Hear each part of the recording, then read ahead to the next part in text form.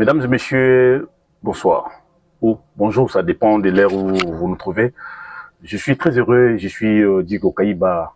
Je suis très heureux de savoir que vous êtes en train de nous suivre. Je suis venu juste rapidement faire une analyse euh, très réaliste concernant l'arrivée de Joseph Kabila à Goma. Très chers Congolaises et Congolais, nous ne sommes pas surpris aujourd'hui de voir que Kabila est retourné à Goma. Puisque nous avons été avertis. Et aujourd'hui, Kabila ne nous a pas nous a aidé en fait à montrer à certains Congolais que ce que nous avons dit dans certains de nos analyses ou dans certains de nos tweets, que c'était vrai. Le président Kabila, l'ancien président de la République, Joseph Kabila, s'est rendu aujourd'hui à Goma. Le président de la République, Félix Tshisekedi, disait ici que l'AFC, c'est Kabila. On ne l'a pas cru. Mais aujourd'hui, regardez comment Joseph Kabila a donné raison au chef de l'État, Félix Tshisekedi. Kabila est rentré à Goma par Kigali, il a traîné à Kigali, il était déjà là. Il venait de temps en temps, on l'avait déjà dit. Lui, il y avait Kabila, il y avait Mabunda, il y avait Alexis Mwamba, il y avait Richard Mouyej Manguez, Mons, il y avait qui d'autre? Ils étaient 4 ou 5 comme ça. Ils étaient avec lui à Goma, à Kigali.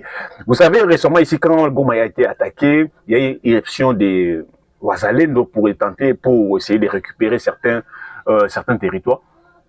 Kabila avait fait un tour là-bas. Il avait fui après avoir vu la menace des Ouazalendo. Mais aujourd'hui, au moment où nous parlons, l'information est confirmée parce que nous, on avait déjà anticipé que Kabila sera à Goma. Et aujourd'hui, Kabila s'est rendu à Goma. Je vais vous révéler une chose. Et je l'avais même dit dans mes posts récents ou dans mes analyses récentes. Le retour de Kabila à Goma est fait sur base de quoi? Le retour de Kabila à Goma est fait sur base d'une telle chose.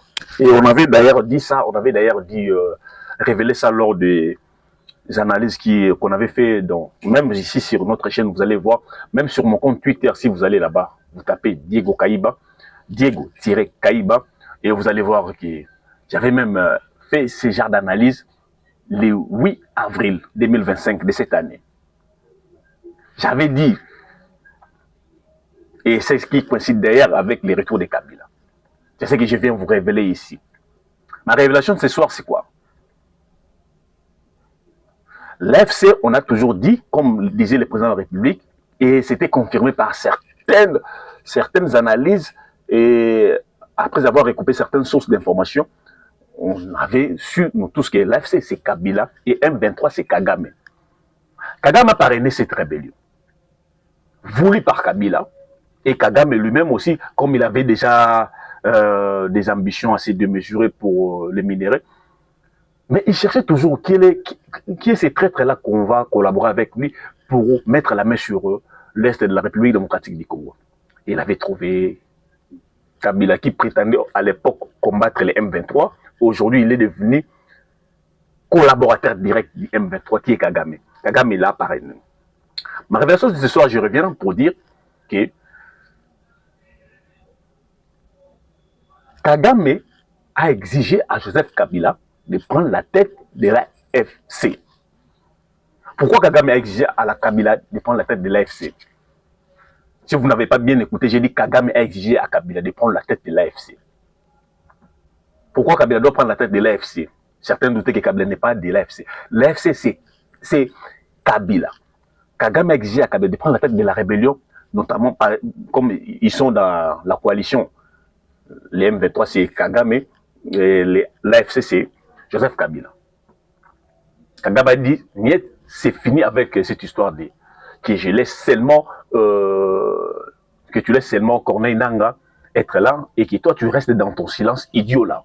Parce qu'à l'époque, on croyait que le silence de Kabila était un silence meilleur. On se disait que c'est un silence rempli de sagesse. Or, le silence, nous savons ni qui m'a ramael était. Il y a un monde Kabila qui s'est mis sur le dos. Kagame étant asphyxié par les sanctions de certains pays occidentaux. Et Kagame s'est dit non, moi je dépends complètement de ces pays qui m'ont sanctionné, notamment l'Angleterre, la Grande-Bretagne, excusez, la Belgique,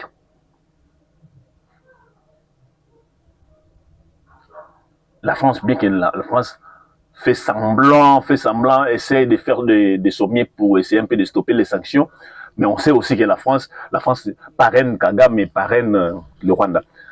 L'économie du Rwanda dépend complètement de ces pays que je viens de vous citer, les États-Unis, la Grande-Bretagne, la Belgique, la France et quelques pays de l'Occident là-bas. Kagame s'est dit, ah, j'avais comme un fonds de commerce les génocides rwandais. Mais aujourd'hui, les génocides rwandais ne marchent pas. Qui a fait en sorte que ces génocides ne marchent pas? C'est Félix-Antoine Tshisekedi Tshilombo.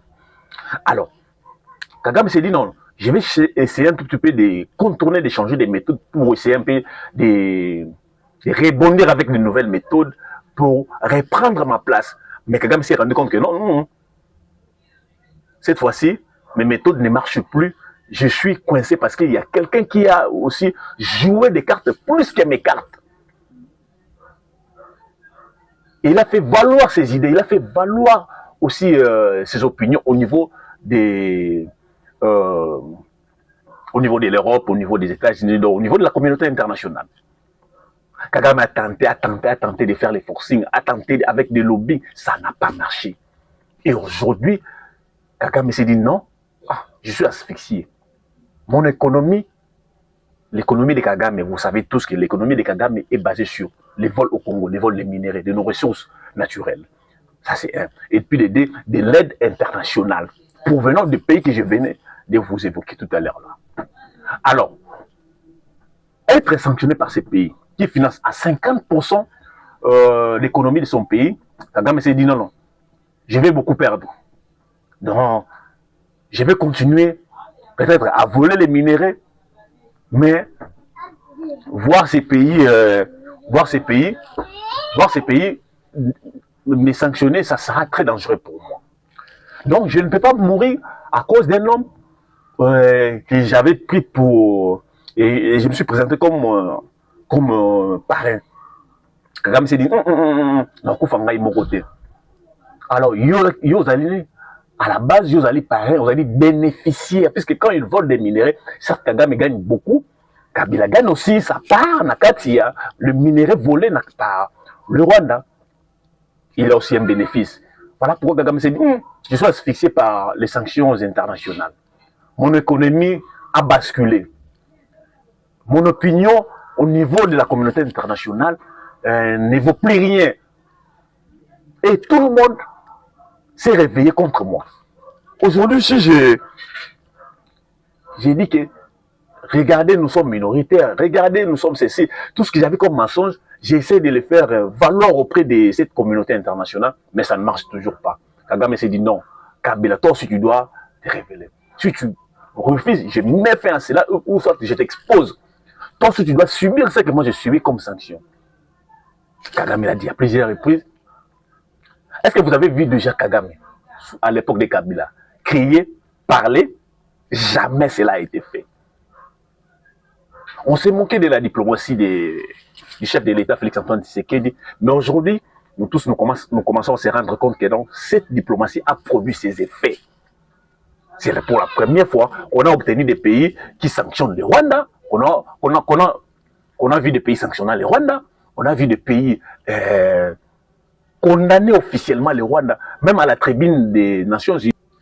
Mais non, il s'est dit, ah non, non, non, il y a quelqu'un qui a compris mes méthodes, qui a mis fin à mes méthodes, qui a mis fin à mes stratégies, et dont je bénéficiais, et qui me servait peut-être à renflouer les caisses du Rwanda, ou à acheter la conscience de certaines personnalités influentes de la communauté internationale. Maintenant, quelqu'un a su ces méthodes et a doublé ses jets, et il a obtenu maintenant la lumière sur ce qui devait être fait depuis très longtemps. Kabila est rentré pour prendre la tête de la rébellion. Il était déjà là-bas depuis un certain temps. Ouais, même avant qu'il annonce que je vais retourner par la partie orientale, Kabila faisait déjà des tours là-bas des fois. Il venait de fuir récemment ici. Il venait de fuir. Je peux vous rassurer, Kabila venait de fuir avec son équipe, avec les membres de son équipe que je venais de vous citer, Mabunda, Tambo Mwamba, Patient Saïba, et celui-ci, comment on l'appelle encore, Richard Mouyej. Ils étaient avec lui à Goma. Ils ont fui quand les M23, les Wazalendo ont essayé de tirer là-bas. Maintenant, Kabila s'est dit, ah, comme il y a un peu d'accalmie, je dois retourner parce que mon parrain, s'il me lâche, je serai fini. Les parrains a commencé, je peux répéter, je peux rassurer à Kabila que ton parrain a commencé déjà à lâcher. Déjà, le fait pour... Donc, comprenez que le courant nous dérange un peu pendant que nous faisons ce live ici. Nous le faisons expressément pour apporter la lumière. Donc, Kabila se conforme aux exigences de son parrain qui est Paul Kagame. En se conformant aux exigences de son parrain qui est Paul Kagame, Kabila accepte de cracher sur la mémoire de nos aïeux. Il accepte de cracher sur l'indépendance de ces pays. Il accepte de violer la Constitution. Il accepte de se désacraliser, puisqu'il avait quand même une certaine... la Constitution avait consacré une certaine valeur ou une certaine protection à l'endroit des anciens présidents de la République. Mais vous voyez où l'avarice du pouvoir peut conduire quelqu'un. Il a perdu.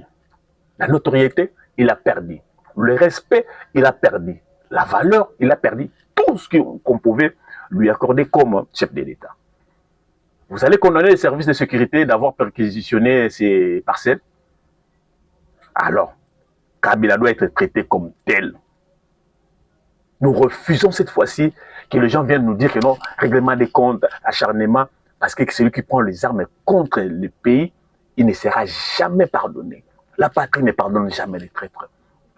Vous savez combien Kabila, étant au pouvoir, à ce Mokana Batou, vous savez combien Kabila a poussé Batou en exil, Kabila a tué les gens, vous savez combien? Vous avez oublié? Vous savez combien Kabila a frustré les gens en étant au pouvoir? Pourquoi les gens n'ont pas pris les armes contre lui? C'est seulement lui. Et ces pays a été créé pour que Kabila soit toujours, soit éternellement président, soit éternellement au pouvoir. Je dois rappeler ici à Kabila et sa bande que 1997 n'égale pas 2025. Si Kagame commence à parler, Kabila commence à parler, et qui était silencieux, qui était super prêtre, et aujourd'hui sont dévoilés au grand jour. Recrutez comme vous voulez, mais vous devez savoir, vous serez toujours perdant. Parce que nous commençons déjà à finir avec cette guerre. Peu importe ce que ça va nous demander pour mettre fin à ce que vous faites là, à cette bêtise, à cette idiotie là que vous faites là, nous allons l'utiliser pour mettre fin à cette guerre barbare. Et la guerre retournera là où ça provient. Aujourd'hui, on traite Kabila des Rwandais, de tout Rwandais. Vous allez douter. Parce que sa maison est protégée. À Goma, c'est protégé. Sa maison à Rwanda est protégée. Comment il a choisi ses mains, le Rwanda, pour rentrer. Il a fait des jours et des jours là-bas. Chez son parrain, le criminel Paul Kagame. Il était à l'aise là-bas. Et ses maisons sont bien protégées. Ses économies aussi là-bas sont bien protégées. Vous voyez qu'on nous a imposé quelqu'un. Le peuple congolais, cette fois-ci, j'apprécie sa maturité. Parce qu'à l'époque, on a été dupé à avoir un président avec des nationalités douteuses, quelqu'un qui est venu à l'âge adulte au pays, en République démocratique du Congo. Puisqu'on n'a jamais connu ni ses collègues de l'école, on n'a jamais connu ni ses amis d'enfance, on n'a jamais connu ni ses collègues d'université. Et aujourd'hui, avec une nationalité, avec la nationalité ou l'origine katangaise préfabriquée de toutes pièces par Emengo et Moukena, on n'a pas tenu compte de cela. On a cherché la paix, la cohésion nationale, mais Kabila s'est dit non, tous les Congolais sont bêtes. Et celui qui doit avoir le pouvoir, c'est lui. Mais Kabila doit se rassurer qu'il sera toujours perdant. Et il l'est déjà. Et aujourd'hui, si on commence à traiter très durement tous ces kabilistes qu'on voit dans des émissions, tous ceux qu'on connaît kabilistes, si on les traite durement, vous allez dire quoi? Parce que leur maître s'est présenté officiellement, a avoué officiellement qu'il est le parrain, il est dans la rébellion. L'AFC, c'est lui. et il veut prendre la tête de l'AFC. Il cherche à déstabiliser les institutions pour retourner au pouvoir, ce qui est impossible. Peu importe ce qu'Abila fera, il ne retournera jamais au pouvoir. Vous commencez à prendre le chemin du fédéralisme, ce qui ne sera jamais réalisé. Kabila, toi, tu as géré pendant 18 ans, qui t'a condamné, qui a pris les armes contre le pays. Mais pourtant, tu as frustré énormément les gens. Et ce pays a été créé pour que vous ayez toujours le pouvoir. Si vous l'avez eu en 97, vous ne l'aurez jamais en 2025, ni en 2028. Plus jamais vous l'aurez, même dans les années à venir. On a raison. Kabila est accompagné de sa femme Maman Olive. On avait dit Maman Olive, on a vu Maman Olive à Bukavu. On avait beaucoup de respect pour cette dame. Moi, généralement, les femmes des politiciens, je n'aime pas toucher. Mais quand je vous vois s'immiscer dans cette affaire où les Congolais sont tués, en tout cas, vous devez être traités comme les faux. Vous devez être traités comme des terroristes. Aujourd'hui, Kabila est terroriste, sa femme est aussi terroriste. Ses compagnons sont aussi des terroristes. Parce qu'ils sont pris en charge par le Rwanda qui tue les Congolais, le Rwanda qui pille les Congolais. Vous pensez vraiment un vrai Congolais, un patriote, pouvait coaliser avec Kagame pour faire tuer les Congolais sous prétexte qu'il est frustré, sous prétexte que les accords qu'il devait avoir, qu'il avait avec quelqu'un est violé, et sous prétexte qu'il doit retourner au pouvoir. Les pouvoirs que tu as laissés par voie de la Constitution, par voie démocratique, tu veux reprendre par les armes, tu ne l'auras jamais, M. Kabila. À moins que vous ayez tué tous les Congolais et vous créez des nouvelles personnes que vous allez diriger, mais sachez que vous allez les payer, Kabila.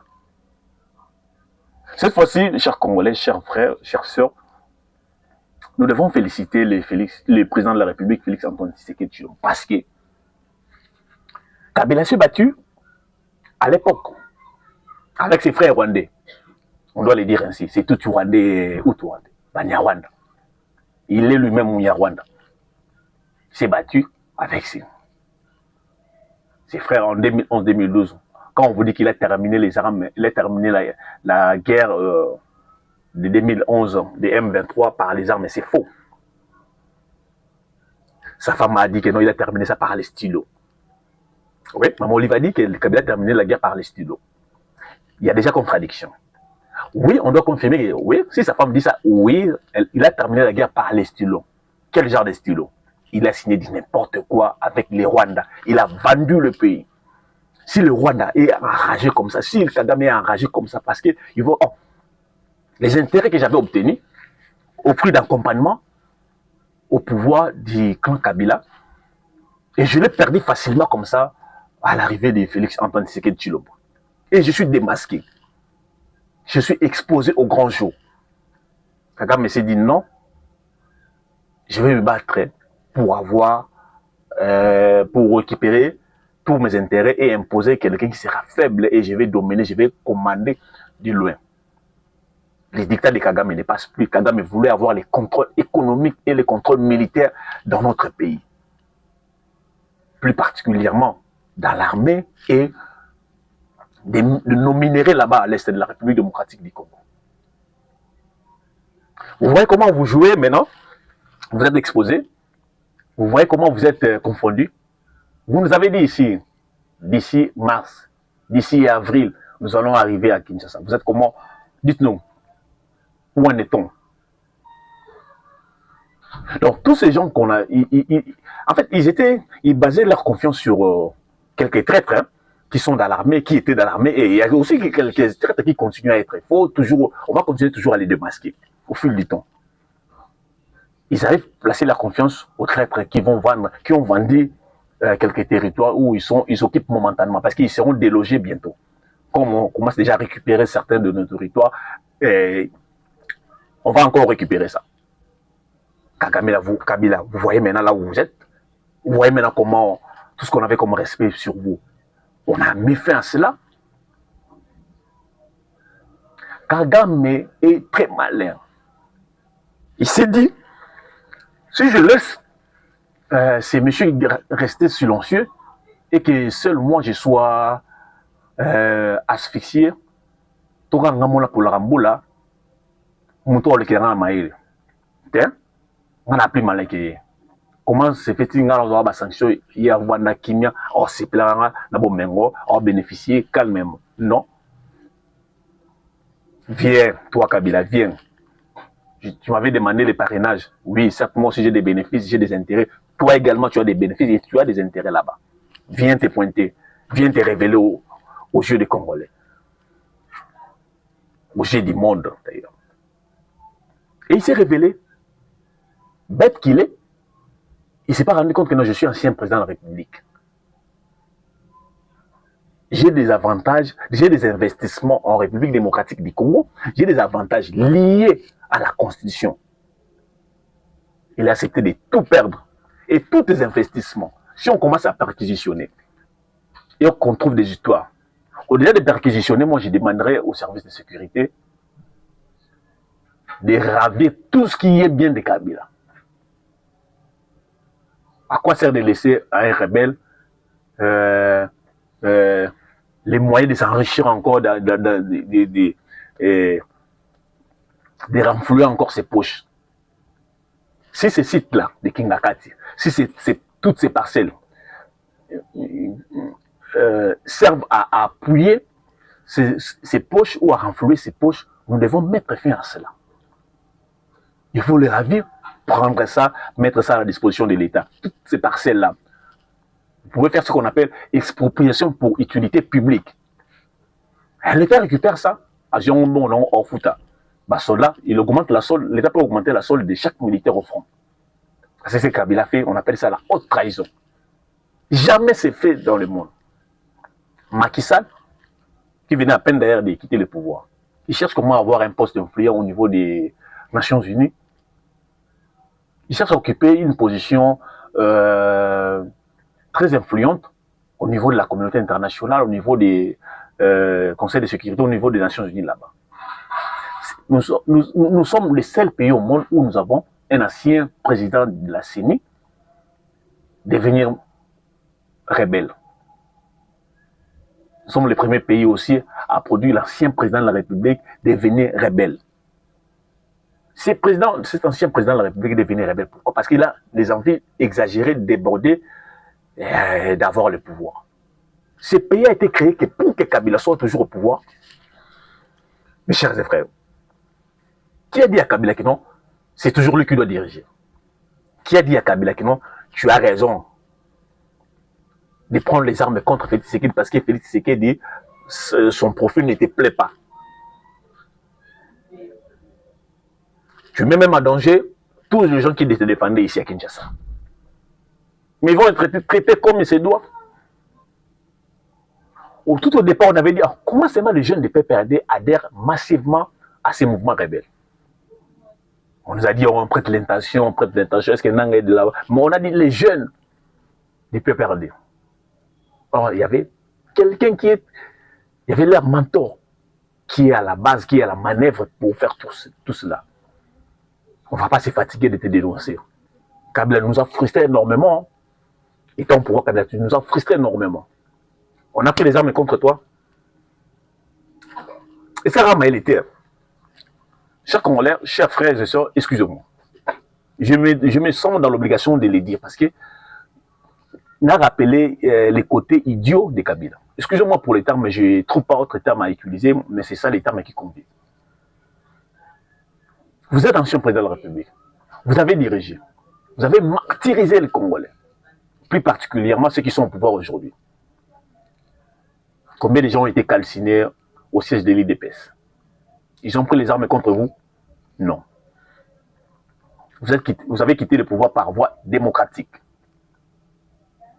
Vous avez obligé? Vous avez braqué une arme sur la tête? Non. Vous avez accepté de laisser librement les pouvoirs.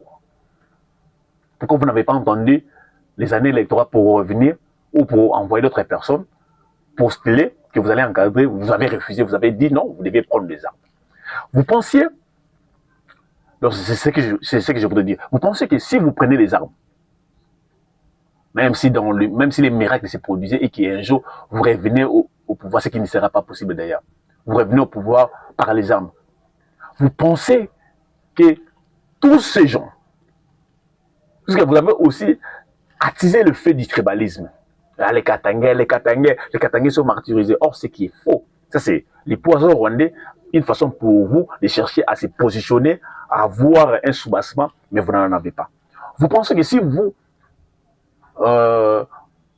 arrivez à avoir les pouvoirs par les armes, et ces gens qui sont au pouvoir, je pense seulement les gens qui sont dans l'espace, comme vous vous dites Grand Katanga, vous pensez que les gens qui sont maintenant dans les grands Kasaï, voir que non, ces pouvoirs qu'on a obtenus par voie démocratique, et que quelqu'un qui était là a laissé par voie démocratique, nous les ravit par les armes, vous pensez qu'ils vont vous laisser comme ça? Et ça sera un cycle éternel qui va s'établir. Et aussi à leur tour, vont prendre les armes. Pourquoi briser cet élan démocratique? Nous avons élection bandé des cycles électoraux, comme exige la Constitution, c'est fini. Pourquoi aller au-delà? Pourquoi chercher à revenir par des voies très tordues? Vous voyez ce qu'on appelle les envies exagérées du pouvoir, l'envie de mesurer du pouvoir. Il est un peu paranoïaque, hein, Kabila. Il se surestime que non, en dehors de moi, il n'y a aucun Congolais qui doit avoir les pouvoirs aussi longtemps que je suis en vie. Messieurs, vous avez un fond kuna na Rwanda, vous avez kuna pas na Rwanda kuna. Est-ce que un jour Congo est ça se péché. Pourquoi ne pas remercier les Congolais pour ce que tu as eu? Pourquoi ne pas respecter les Congolais pour ce que tu as eu aussi? Attaque méchant. Homme t'as ma belle Kabila. Mais yo, Kabila, au fou, ne pense pas que tu vas sortir sain et sauf. Au moment où tu m'as connu à Goma, Bazali ne peut pas aller. Elle fait de ses pézali. Nous sommes bons à peine à Tanzambé, Salata, na Boutoua, le local Kabila Zali, attends, moi, tout a blendé, n'est. Ce qui lance roquette, moi, ou tata, ce qui na Walika, les Kouneska Bazali, pena bak Siblo, attends, tout cela en a. Il y a les gars avec l'esprit, Kabila, il y a rien. Et il est plus intelligent que tous les Congolais. Bouta, Kabila. Si tu n'as pas été à long terme, est-ce que c'est le problème des Congolais? Si tu n'as pas été en mesure de faire mieux, est-ce que c'est le problème de Félix Tshisekedi ou c'est le problème des Congolais? C'est la Constitution qui t'a exigé de laisser les pouvoirs par voie démocratique. Et tu as accepté. Tu avais bénéficié au moins d'une considération. Les gens ne pensaient pas que tu pouvais laisser, mais tu l'as fait. Mais toi-même, tu t'es dit, ah non, ah, je suis bête, moi, comment je peux faire les choses, des gens intelligents, des gens intelligents. Non, je dois reprendre les armes. Pensant que ça va résoudre les problèmes et ça va te remettre encore dans ta position de président de la République. Ce qui est impossible, tu n'auras jamais le pouvoir, Kabila. On sait tout ce que vous faites là. Olivier Kamita, tu avais annoncé Goma. On savait déjà que tu vas rentrer par Goma. Parce qu'Inanga était pantin, dirigé par toi. Et d'ici mois, utilisé par Kagame. Nous le savons déjà depuis trop longtemps. Et on savait ta réconciliation avec Katumbi avait pour but faire tout ce que vous faites là. Avait pour but préparer la rébellion. On le savait très bien. Et voilà aujourd'hui. Vous recrutez Katumbi dans la Bétizouana, dans la rébellion, vous faites trop ensemble avec Katumbi. Katumbi est aussi dans la rébellion. Regardez la position de ces gens, vous comprenez facilement que non, Katumbi est dans la rébellion. Les gens qui étaient avec Katumbi, qui se sont levés contre la rébellion. Pour moi, quelques gens, pour moi, comment va vilipender par des gens qui sont restés avec Katumbi, qui ont accepté de rallier la rébellion. Pour que Olivier Kamita arrive à dire tout ça, c'est-à-dire qu'il avait des informations, il collaborait déjà avec Kabila depuis trop longtemps, il savait de quoi il s'agit. Peuple congolais, soyez éveillés. Kabila n'est pas plus intelligent que tous les Congolais. Kabila n'est pas plus malin que tous les Congolais. Toi aussi là, Anaï. Kabila, je répète et je dis, yo, toi aussi là, Anaï, ou les Kabila sont maillés l'été. Toi aussi là, Anaï, je dis, je regarde les caméras. Si tu pensais que 2025 égale 1997, détrompe-toi. Tu vas les payer cash. La patrie ne pardonnera jamais les traîtres. Tu vois, dans ton aventure, tu pensais que tu vas arriver facilement à Kisangani, tu vas arriver facilement dans telle province. Tu vois comment c'est stoppé. Hein. Même ton maître s'est dit, ton maître Kagame s'est dit, j'ai pensé que ça allait être facile pour moi. Vous voyez comment aujourd'hui, il en regrette amèrement pourquoi il a choisi ce chemin. C'est très suicidaire pour lui. Et aujourd'hui, Kagame s'est dit, regardez comment j'ai subi des sanctions. J'avais pris, puisque Kagame en fait avait pris Félix Tshisekedi pour un faiblard. Mais il ne comprend pas comment un faiblard peut mobiliser la communauté internationale en faveur de son pays, peut mobiliser la communauté internationale pour me démasquer. Aujourd'hui, je suis démasqué, je suis exposé. Cette personne a fait en sorte que les sanctions me soient imposées. Quel est ce genre de faiblard? Quel est ce genre de faiblard qui est Félix Tshisekedi aujourd'hui? En fait, c'est qu'il est un faux faiblard. Parce que nous tous, on les prenait pour un faiblard politique, c'est Kabila qui dirige. Mais à un certain moment, on s'est dit, Kéba, on a un maître. Kéba, Félix Tshisekedi a un maître. Il s'est fait passer pour un naïf. Or, c'est un faux naïf. Il peut vous présenter physiquement comme ça, sa naïveté. Mais derrière ça, cette naïveté-là, il a des cartes que tu n'auras jamais l'idée, tu ne peux pas jamais, tu ne pourras jamais imaginer. Aujourd'hui, la diplomatie s'active de plus en plus. Ce qui n'a jamais été fait avec Kabila. Si je comprends aujourd'hui le souci de Kabila, c'est que comment Félix Tshisekedi, dans un laps de temps, peut faire des choses mieux que moi? Comment là où moi j'avais la facilité de faire ça, j'avais cette possibilité, je n'ai pas pu le faire parce que j'étais naïf, j'étais pas à la hauteur. Je laissais moi-même mes gens qui collaboraient avec moi faire ce qu'ils veulent. Les laisser aller, la nonchalance qui Kabila a brillé par la nonchalance exagérée.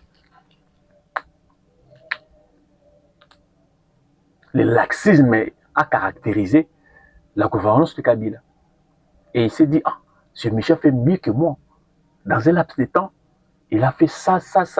Et moi, j'avais 18 ans. Je n'ai pas pu faire tout cela. Ah non! À l'aller au moins les choses, il risque de m'effacer. Et tu seras effacé, oui. L'histoire va t'effacer. Aujourd'hui, tu vas accepter de rallier, tu vas accepter de te révéler au grand jour, bien que nous, on savait au dénoncer déjà, mais l'histoire va t'effacer. Les tribunaux de l'histoire existent jusqu'aujourd'hui et existera toujours. Tu le payeras, ta femme le payera, tes enfants le payeront, ta famille politique et ta famille biologique le payeront, Kabila. Parce que le sang des Congolais qui coule à Goma, qui coule à Bukavu, là, ton sang n'est pas plus que eux.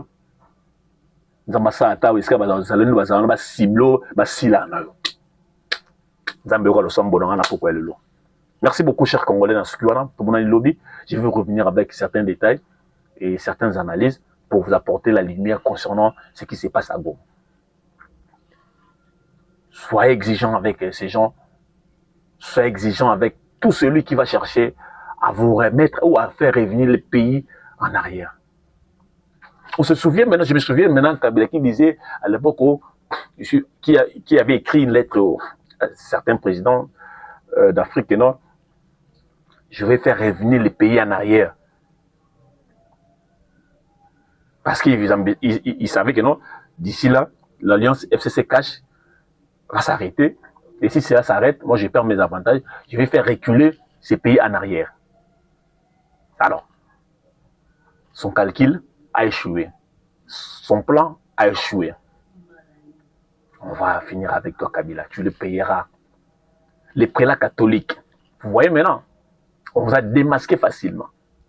Ce que j'aime avec ce que fait le président de la République, c'est que Kabila s'est battu avec les M23 seulement. Ils ont fini par un arrangement démoniaque vendant le pays. Mais aujourd'hui, le président de la République se bat contre l'AFC, se bat contre les M23, se bat contre la SENCO, se bat contre les CC, se bat contre la communauté internationale. Vous voyez? Se bat contre le Rwanda. Malgré tout cela, il n'a pas cédé. Il est resté intact, droit dans ses bottes. Pas question de livrer le pays entre les mains des ennemis.